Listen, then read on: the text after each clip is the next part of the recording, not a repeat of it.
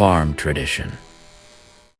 Martin Russell sits in his farmhouse kitchen in December 2024, age 78, holding a photograph from February 1982. 18 farmers standing in front of the John Deere dealership in Hampton, Iowa, smiling, confident, proud. 17 of them had just signed financing papers for new tractors. One of them, Martin, standing slightly apart on the left edge, had declined. 42 years later, Martin is the only one still farming. The other 17 lost everything. This is how it happened.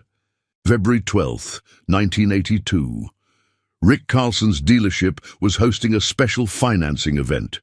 Interest rates were at 15.8%, but Rick had secured a promotional rate from John Deere Financial, 13.9% for qualified buyers.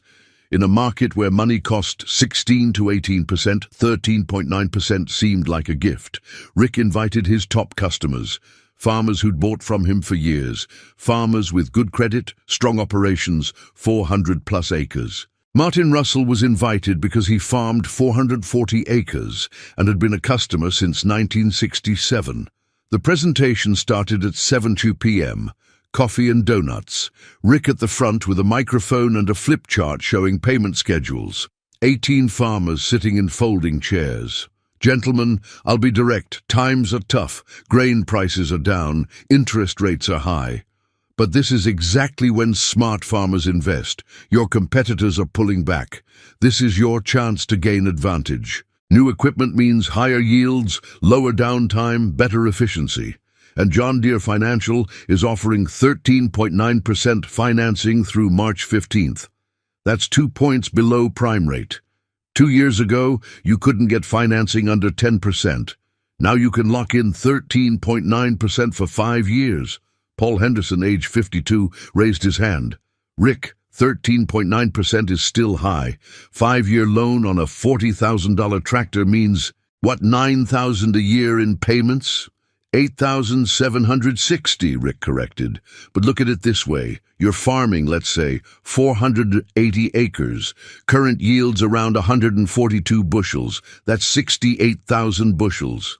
At today's price of $232, that's 157,000 gross. Your old tractor costs you maybe 5 to 8 bushels per acre in lost efficiency. That's 30 to 50 bushels per acre in opportunity cost. On 480 acres, that's 14,000 to 24,000 bushels you're losing.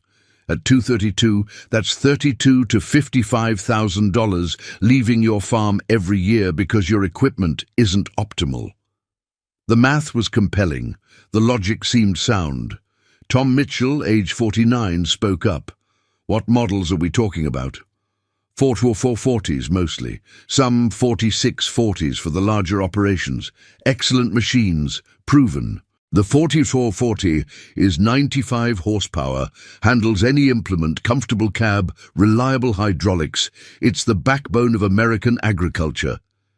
Down the row of chairs, farmers were nodding. The 4440 had a reputation, solid tractor. Everyone knew someone who ran one successfully.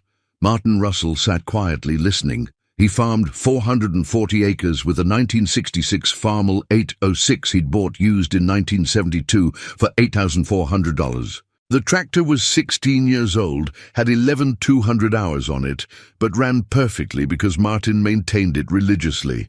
He'd rebuilt the engine in 1978 for $1,180, replaced the clutch in 1980 for $340. His total investment in the tractor was $9,920 over 10 years. It was paid for. Rick continued. Here's what I'm proposing. Trade in your current equipment. I'll give you fair value. More than fair, honestly, because I want your business. Finance the balance at 13.9% over 5 years. Lock in this rate before March 15th when the promotion ends and rates go back to market levels. Bill Stevens, age 55, asked the key question. Rick, what happens if grain prices don't recover? What if interest rates stay high?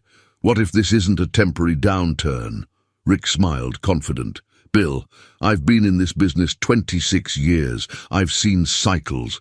Prices always recover. This is agriculture. People need food. The fundamentals are solid. This crisis is temporary. The farmers who invest now will dominate for the next 20 years. The farmers who don't, well, they'll regret it. The room was silent. Rick's confidence was persuasive. He believed what he was saying. More importantly, the other farmers believed him. One by one they signed. Paul Henderson, $44.40, $39,600, trade-in $8,200, financed $30,400. Tom Mitchell, $44.40, $39,600, trade-in $7,800, financed $31,800. Bill Stevens, $46.40, $47,200, trade-in $9,100, financed $38,100. Down the line, 17 signatures, 17 commitments. Martin Russell sat in his chair watching. When Rick got to him, clipboard ready, Martin said quietly, "I'm going to pass, Rick." "Martin, this is a limited time offer. After March 15th, I understand. I'm still passing." "Can I ask why?" Martin chose his words carefully. "My 806 is paid for. It works. I can't justify borrowing $30,000 in this economy." Rick looked disappointed but not surprised. "You're going to regret this, Martin. In 5 years, you'll be so far behind you won't catch up." "Maybe so." The meeting broke up around 9 p.m. Rick's assistant took the group photo outside. 18 farmers in front of the dealership. 17 happy with their decisions. One quietly uncertain if he'd just made a terrible mistake.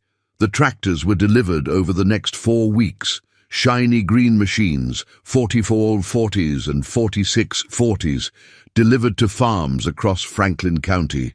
The farmers showed them to neighbors, talked about the features, felt successful. Martin kept farming with his 1966 Farmall 806. Neighbors commented, "Martin's still running that old red tractor." Not meant cruelly, just observation. Martin was the guy who didn't upgrade. The first sign of trouble came in late 1982.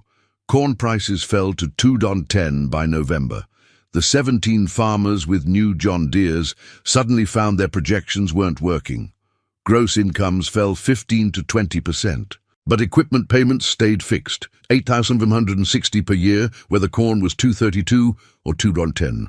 Paul Henderson did the math in December 1982. His gross fell from $157,000 to $134,000. His operating costs were $88,000. His equipment payment was $8,160. That left $37,240 for living expenses and savings. Doable, but tight. Much tighter than the $57,000 he'd had the year before. By 1983, corn was $2.10 consistently. Paul's gross was $134,000 again, but operating costs had increased to $94,000, fertilizer up, chemicals up, fuel up. His equipment payment was still $8,760. That left $31,240. Very tight. By 1984, Paul Henderson was in crisis. He was 2 months behind on his equipment payment. John Deere Financial sent a letter, pay within 30 days or face repossession. Paul called Rick Carlson. "Rick, I can't make these payments. I need help." "Paul, I sold you the tractor. I don't control the financing. That's John Deere Financial. You need to work with them. You told us prices would recover. I thought they would. I was wrong."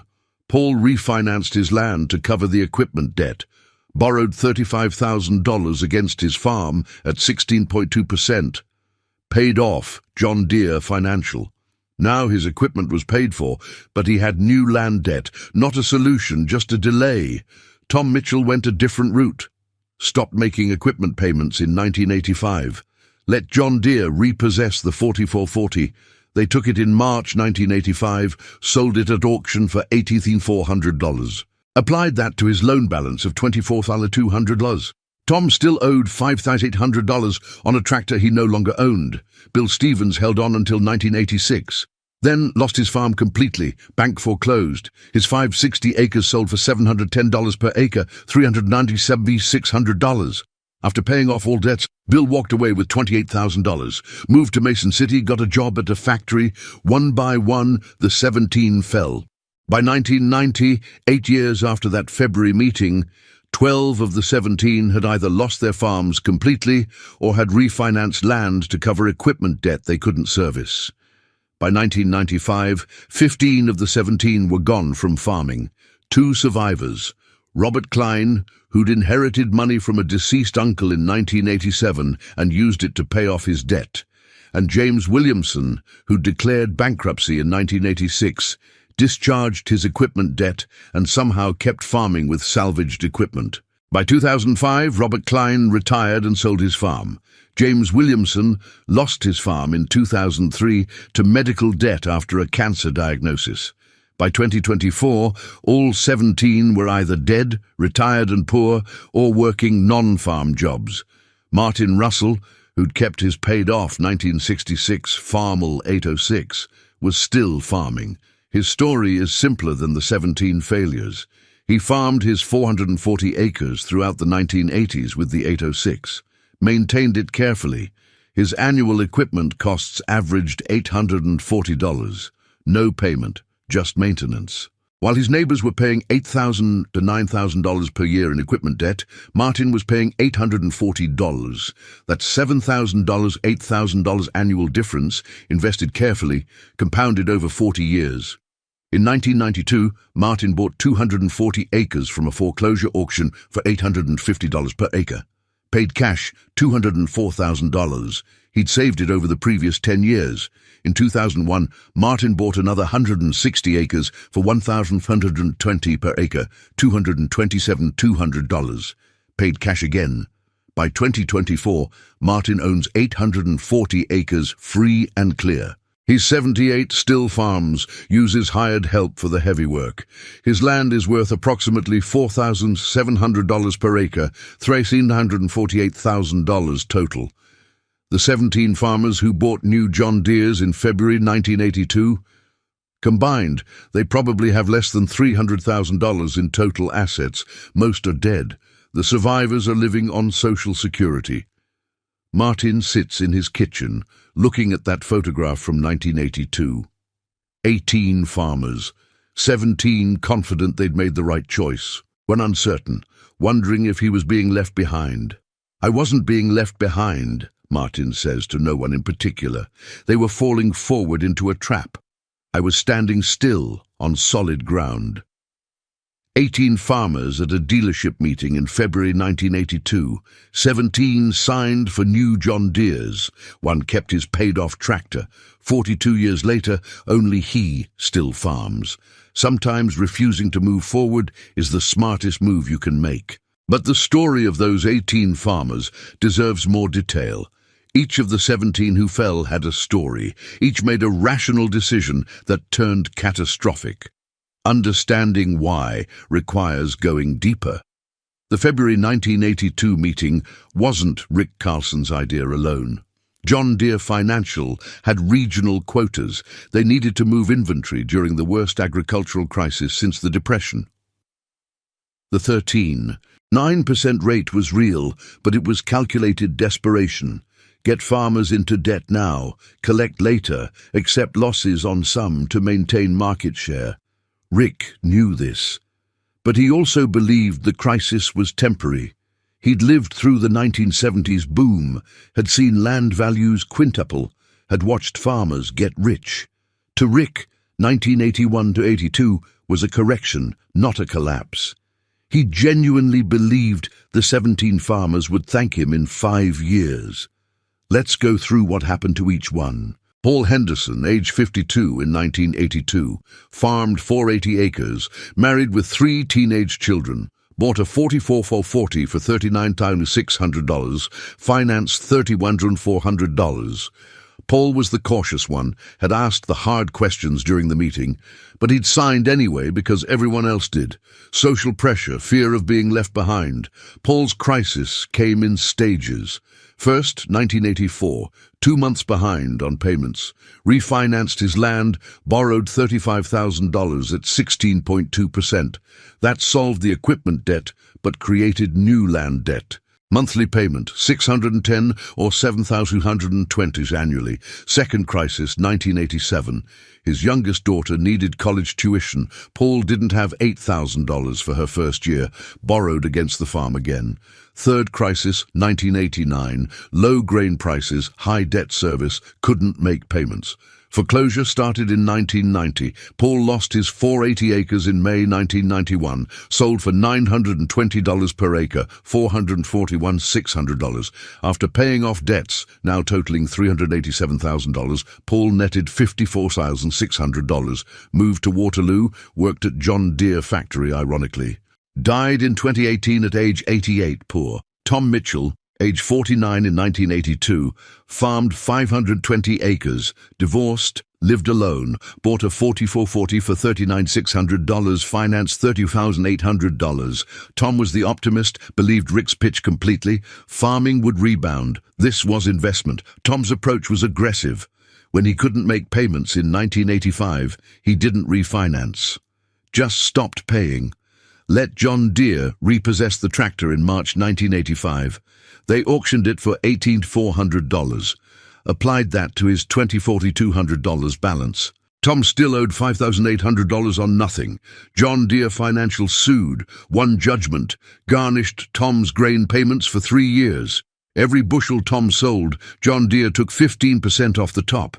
Tom couldn't survive that, lost his farm in 1988. Sold for $840 per acre, $436,800. After debts and the judgment, netted $32,000. Moved to Cedar Rapids, worked security until 2010. Died in 2021 at age 88, bitter about the whole experience. Bill Stevens, age 55, in 1982, farmed 560 acres, married with 2 adult sons who'd moved to cities. Bought a 4640 for $47,200, financed $38,100. Bill was the oldest at the meeting, should have been most cautious, but he wanted to prove he could still compete, still grow. Bill's crisis was fastest. By 1984, he was $18,000 behind on combined equipment and operating loans. Tried to sell 160 acres to discharge debt. Market was terrible. Could only get $720 per acre, $115,200. After selling costs, netted $108,000. Not enough. Bank foreclosed on remaining 400 acres in 1986, sold for $710 per acre, $284,000. After debts, Bill walked away with $28,000 from a farm he'd built over 30 years. Bill moved to Mason City, got a factory job at age 59, worked until 70, lived on Social Security until death in 2017 at age 90, never talked about farming, too painful, and so on through the 17. Each story similar, initial confidence, then surprise when prices didn't recover, then scrambling to survive, then eventual failure.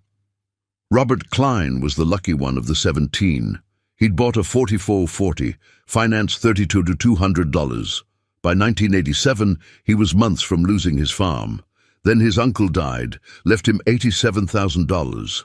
Robert used it to pay off the John Deere loan completely and catch up on other debts. He survived. Farmed until 2005, then sold and retired. Not wealthy, but solvent. James Williamson was different.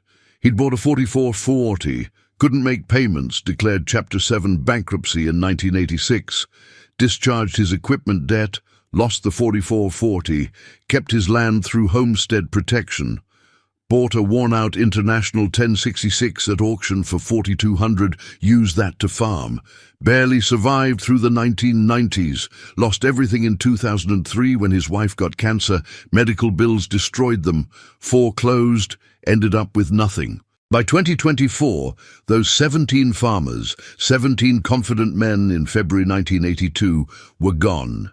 Dead or broken or barely surviving. Martin Russell was different from the beginning. He wasn't confident. He was worried. That February night in 1982, driving home from the dealership meeting, Martin's wife Linda asked, "Why didn't you buy the tractor? Everyone else did." Everyone else might be wrong. But Rick said, Rick is a salesman. He gets paid when we buy. His interests aren't our interests. Paul Henderson bought one. Tom Mitchell, Bill Stevens. They're smart farmers. They're making a bet that the crisis is temporary. I think it's not temporary. What if you're wrong? What if the crisis ends and you're stuck with that old 806? Then I'll be behind, but I won't be bankrupt. That conversation, that willingness to accept being behind rather than risk bankruptcy was the difference. Martin's approach through the 1980s was radical in its simplicity. Minimize costs, save aggressively, wait for opportunity. His 1966 Farmall 806 cost him $840 annually in maintenance. Oil changes every 100 hours. Filters, occasional repairs. In 1984, he rebuilt the hydraulic pump for $420. In 1986, replaced the starter for $180. In 1989, rebuilt the transmission for $1,240. Total maintenance over the decade, $8,400. Average, $840 per year. His neighbors were paying $8,000, $9,000 annually in equipment debt. Martin was paying $840. That's $7,000 difference every year for a decade, $70,000 saved. But Martin didn't just save. He farmed carefully. His yields weren't lower than neighbors with new equipment. In some years, they were higher because Martin scouted more carefully, sprayed more precisely, harvested at optimal moisture. In 1985, when 3 of his neighbors couldn't afford herbicide, their yields dropped 8 to 12 bushels per acre due to weed pressure. Martin bought the herbicide, spent the extra $1,800, maintained yields. That $1,800 expense saved him $2,080 in lost yield at 2.10 corn. Martin understood what his neighbors didn't. Farming is about net, not gross. They focused on maximizing production. He focused on maximizing profit. By 1991, Martin had $189,000 saved. Land was cheap. Foreclosures everywhere. He found a 240-acre farm, estate sale, heirs wanted it gone, listed at $900 per acre. Martin offered $850 cash, deal closed in 30 days. Martin paid $204,000, owned 680 acres free and clear. His neighbors were shocked. Where'd Martin get 200 grand? They'd seen him as poor, behind the times, farming with old equipment. Turns out he was the richest farmer in the county. In 2001, another opportunity. A 160-acre farm, owner retiring, no children interested. Martin bought it for $1,420 per acre, $220,700, again cash. Total 840 acres owned free and clear. Through the 2000s and 2010s, Martin farmed steadily. His equipment wasn't new, but it was paid for. He bought a used John Deere 4430 in 2003 for $22,000 cash, finally upgraded from the 1966 Farmall after 37 years. The 4430 was a 1978 model, 25 years old when Martin bought it, but reliable. Martin farmed until 2024. At 78, he still works the farm with hired help. His son-in-law manages day-to-day operations. Martin handles strategy and marketing. In December 2024, Martin received a letter from Bill Stevens' widow. Bill had died in 2017, but his wife was cleaning out boxes, found the photograph from February 1982. 18 farmers at the dealership. She sent copies to the survivors. Martin looked at that photograph, remembered the meeting, remembered Rick's pitch about smart farmers investing during tough times, remembered the confidence in the room, remembered his own uncertainty.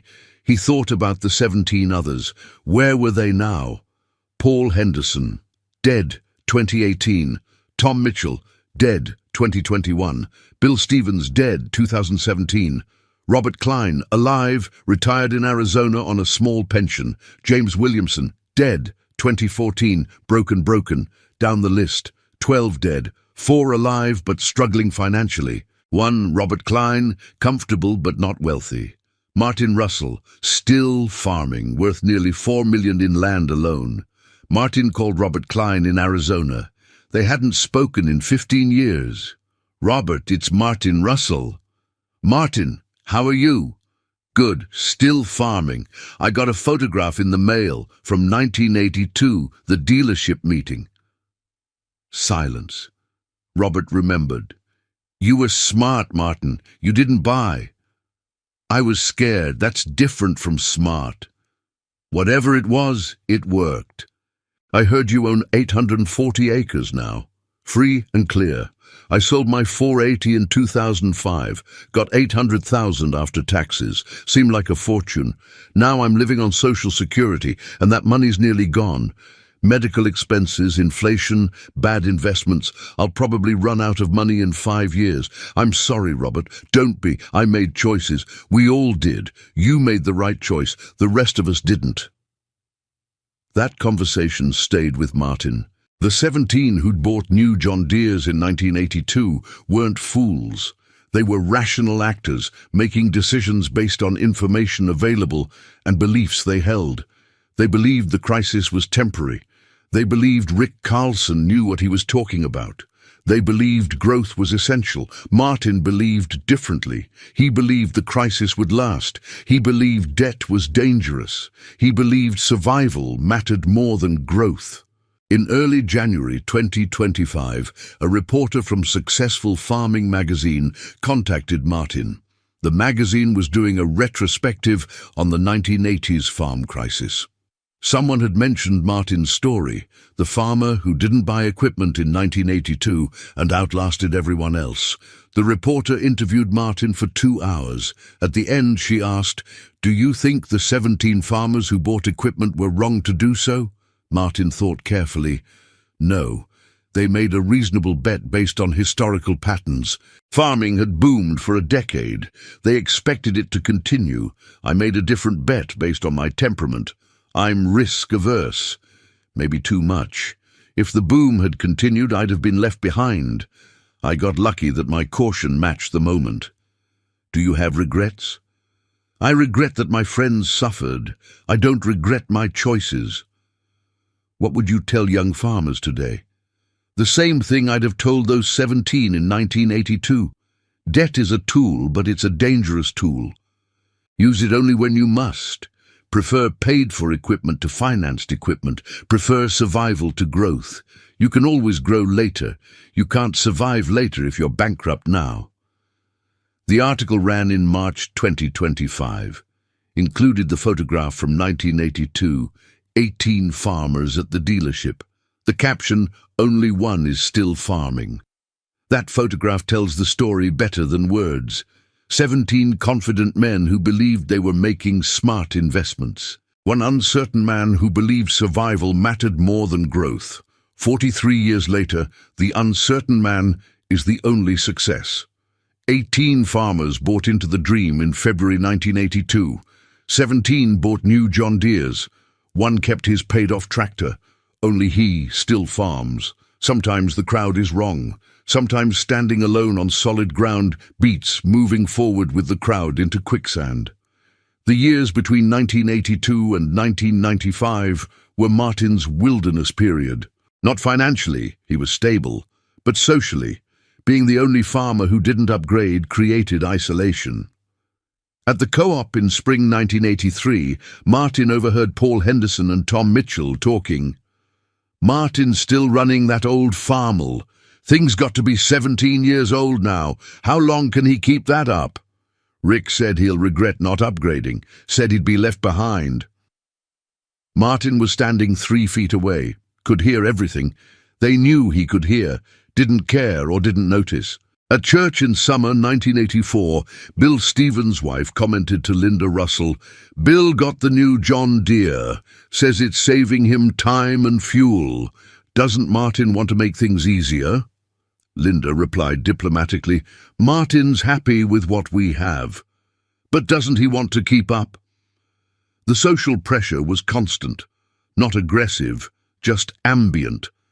The assumption that Martin was making a mistake, was being left behind, was too cheap or too scared to do what successful farmers did. Martin felt it, questioned himself repeatedly. In September 1984, after Paul Henderson finished harvest 2 weeks before Martin did, Martin wondered if he should have bought newer equipment. Paul's 4440 was faster, more powerful. Martin's 806 was slower, smaller. Paul gained 2 weeks. But Martin also knew Paul was $18,000 behind on payments. Was 2 weeks worth $18,000 in debt? The isolation peaked in 1986-87. By then, the crisis was undeniable. 4 of the 17 had lost farms. 7 more were in serious trouble.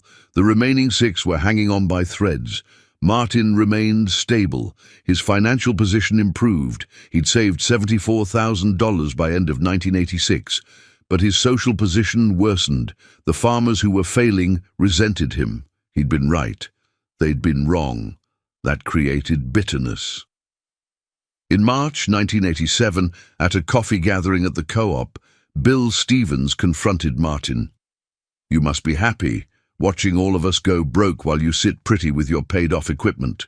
Martin was shocked. "Bill, I'm not happy about this at all. I'm devastated to see what's happening. But you didn't buy. You were smarter than us." "I wasn't smarter, I was luckier. I happened to be cautious at the moment when caution mattered. If this had been 1975, you'd have been right and I'd have been the fool." "That's generous of you to say, but we both know the truth. You were right, we were wrong. And now I'm losing my farm because I listened to Rick Carlson instead of my gut." Bill lost his farm 2 months later. Never spoke to Martin again. Moved to Mason City. Cut off contact with everyone from farming. Too painful. By 1990, 12 of the 17 were gone. The ones who remained, Robert Klein, James Williamson, and 3 others barely holding on, avoided Martin. He represented what they should have done and didn't. Martin's loneliness during this period was real. His wife Linda noticed it. "You don't have friends anymore." "I have friends. They're just busy. They avoid you." "I remind them of their mistakes. That's hard to be around." "But you didn't make them make those choices." "I know, but they see me and think about what could have been if they'd done what I did." In 1992, when Martin bought his first 240 acres at auction, the isolation intensified. Where did he get $200,000 cash? People assumed inheritance or lottery. The truth, he'd saved it through discipline, was less dramatic but more threatening to their narratives. If Martin had saved $200,000 through simple discipline, that meant they could have 2. That meant their failures weren't just bad luck. That meant they'd made choices that destroyed them. That realization was too painful. Easier to avoid Martin than confront their own decisions. The breakthrough came in 1998. A young farmer, Daniel Chen, moved to the area. 28 years old, no family history in farming, bought a small 180-acre farm with inheritance from his grandmother. Daniel heard about Martin, sought him out. "Mr. Russell, people say you're the farmer who didn't go broke in the 80s. I'm one of them. A few others survived. Can you tell me how?" Martin appreciated Daniel's directness.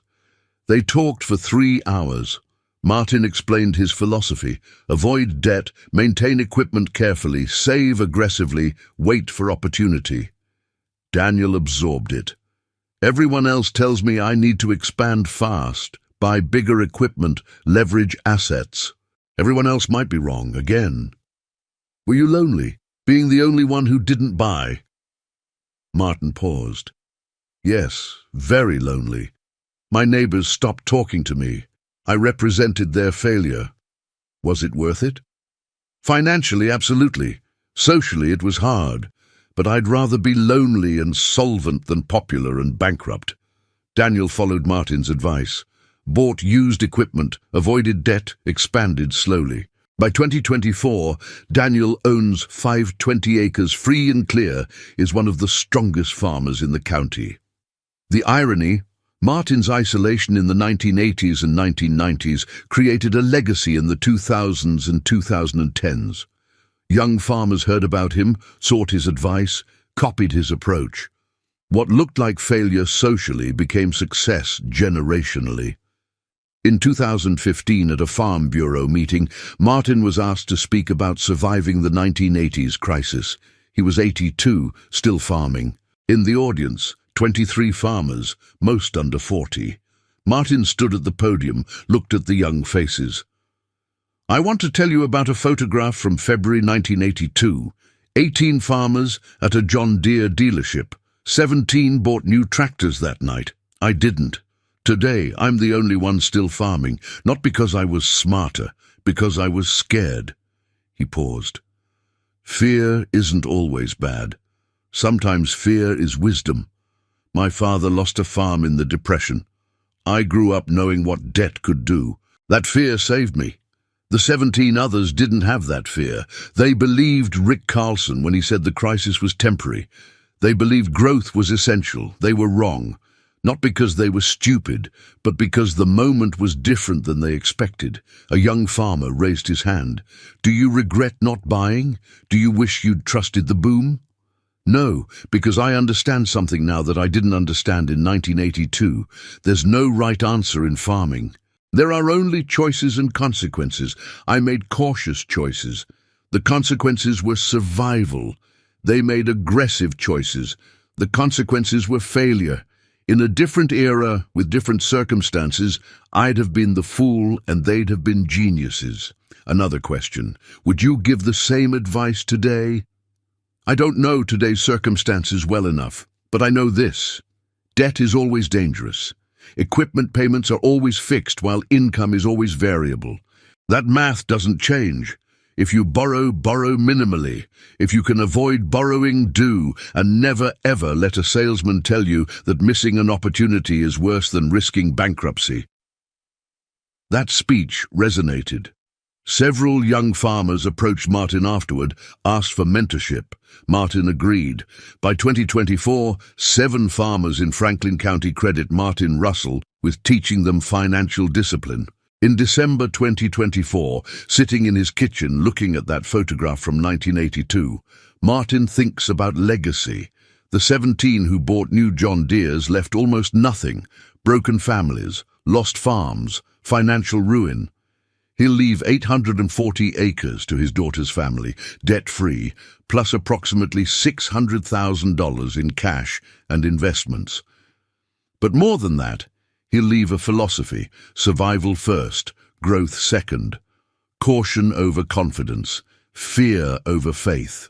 The reporter who interviewed him asked if he had advice for farmers facing today's challenges: rising land prices, expensive equipment, pressure to expand. "Same advice I'd give in 1982. Can you survive if everything goes wrong? If prices crash, if rates spike, if income drops 50%, can you survive? If the answer is no, you're taking too much risk. Scale back, get more conservative, make choices that keep you farming even in worst-case scenarios. Because worst-case scenarios happen more often than people think. That wisdom comes from experience. Martin watched 17 confident farmers make aggressive choices and lose everything. He made cautious choices and survived. It's not heroic, it's not exciting, but it worked. In February 2025, 43 years after that dealership meeting, Martin will turn 79. He'll still be farming. His daughter and son-in-law will manage operations, but Martin will provide strategy. Robert Klein, the one other semi-success from the 17, will be 82, living in Arizona on declining savings. The rest, dead or barely surviving. 18 farmers at a dealership meeting in February 1982. 17 believed in growth, expansion, leverage. 1 believed in survival, caution, patience. 43 years later, only the cautious one remains. The photograph sits on Martin's kitchen table. He looks at it often, sees the faces of friends who failed, feels sadness for their losses, feels gratitude for his choices, feels the weight of having been right when being right meant watching friends suffer. "I wish I'd been wrong," Martin sometimes says to Linda. "I wish Rick Carlson had been right. I wish the boom had continued and everyone had succeeded. I'd gladly accept having been the fool if it meant my friends kept their farms. But that's not what happened. The boom didn't continue.